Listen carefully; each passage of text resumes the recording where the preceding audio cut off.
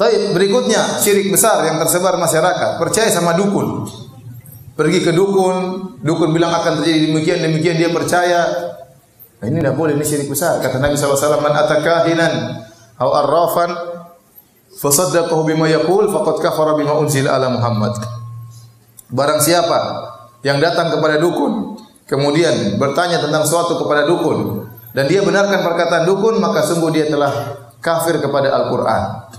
Mengerikan. Kalau dia cuma datang-datang saja, tidak membenarkan perkataan dukun, maka tidak diterima salatnya 40 hari. Kata Nabi, man atakahinan aw arrafan lam tuqbal salatu arba'ina yauman. Barang siapa yang datang kepada dukun atau para tidak normal, maka tidak diterima salatnya selama 40 hari. Mengerikan. Nabi sudah ingatkan. Saya tanya sama antum sekalian, jumlah dukun Indonesia berapa? Ada yang pernah sensus? Berapa jumlah dukun? Banyak. Hampir setiap kampung ada dukun. Hampir setiap kampung ada dukun. Banyak sekali. Padahal itu paling berbahaya. Di antara makna tauhid yang Allah larang dalam Al-Quran adalah dukun. Kuhan, para dukun. Mereka bekerja sama dengan syaitan. Dan banyak masyarakat sudah tahu itu dukun, memang nyari dukun dia. Nyari dukun. Padahal Nabi larang ke dukun. Sekedar datang ke dukun, tidak diterima sholatnya 40 hari. Apalagi percaya dengan perkataan dukun. Dukun banyak sekali di tanah air kita. Dan mereka omong kosong saja. Dukun-dukun itu tidak bisa berbuat apa-apa. Kalau dukun-dukun memang sakti, harusnya Indonesia juara dunia, Piala Dunia ya. Tinggal kumpulkan dukun, aku tendang, suruh tiup bolanya masukkan bisa. Tapi dukun tidak bisa. Ya percuma dukunnya jago-jago, main bola kalah terus ya. Karena sesama setan ada kode etik, tidak boleh saling menjatuhkan. Jadi saya katakan, di antara bukti masih banyak orang yang suka dengan seperti ini. Contoh seperti kemarin Kanjeng Dimas yang bikin apa? Uang.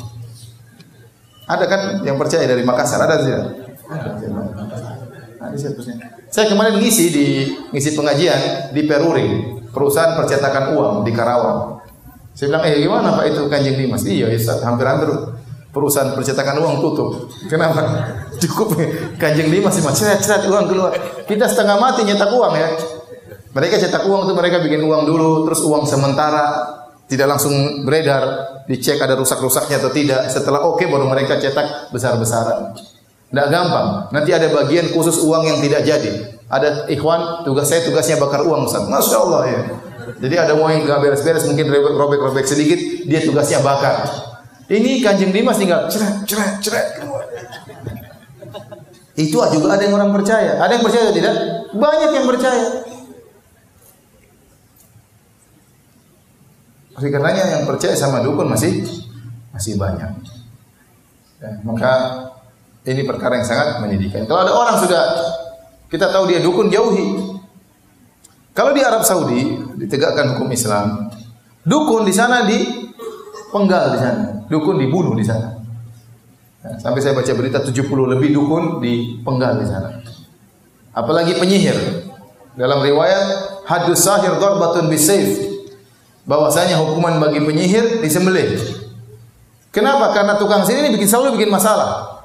Nyantet orang, bikin orang susah, bikin orang sakit, bikin orang tokonya enggak laku.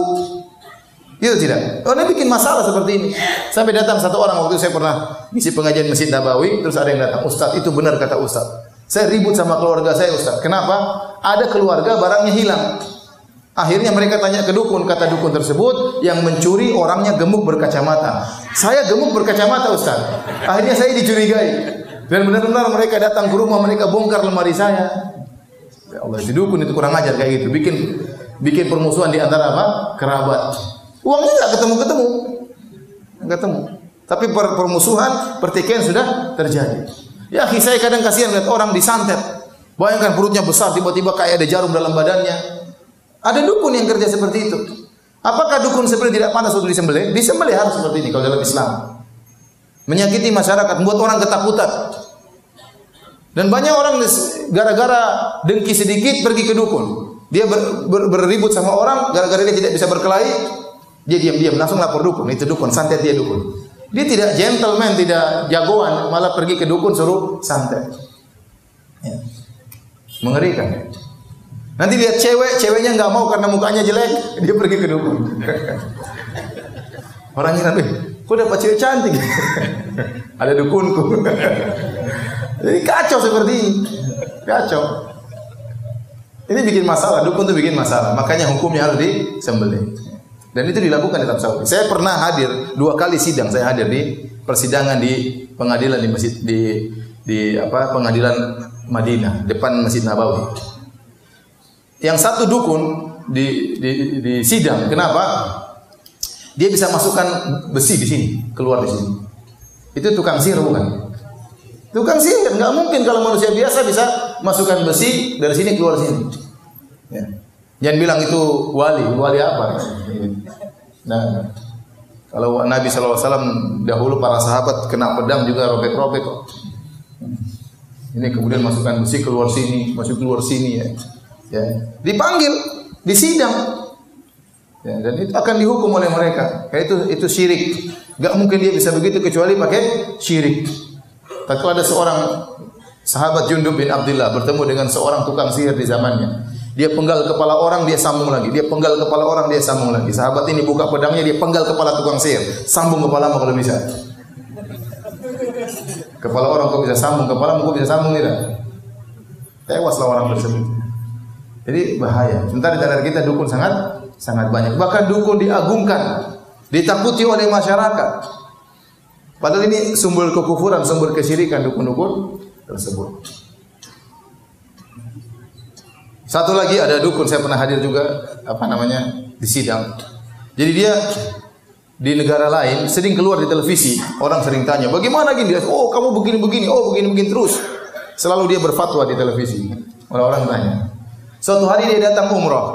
Entah dia bukan umrah, dia datang ke Arab Saudi. Maka dijebak sama orang-orang di sana.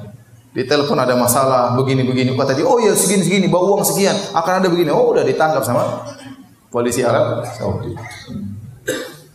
Dengan begitu maka akidah umat terjaga. Dengan begitu akidah umat terjaga. Terakhir kita orang bebas, mau ini mau anu, mau ngaku sebagai nabi juga banyak. Kemarin ada nabi muncul di Karawang, enggak tahu ada nabi muncul di Makassar atau tidak. Ada Imam Mahdi dari sana, Imam Mahdi dari sini, nabi dari sana, nabi dari sini. Ada orang mengaku sebagai Nabi Isa sudah turun di Indonesia. Saya pernah lihat di YouTube, turun. Siapa? Nabi Isa, rambutnya panjang. Kenapa kok turun? Banyak kesyirikan katanya. Indonesia. Yang ngaku sebagai macam-macam. Ya. Jadi umat harus diingatkan dari hal seperti ini. Ini merupakan syirik-syirik yang tersebar dan sangat berbahaya.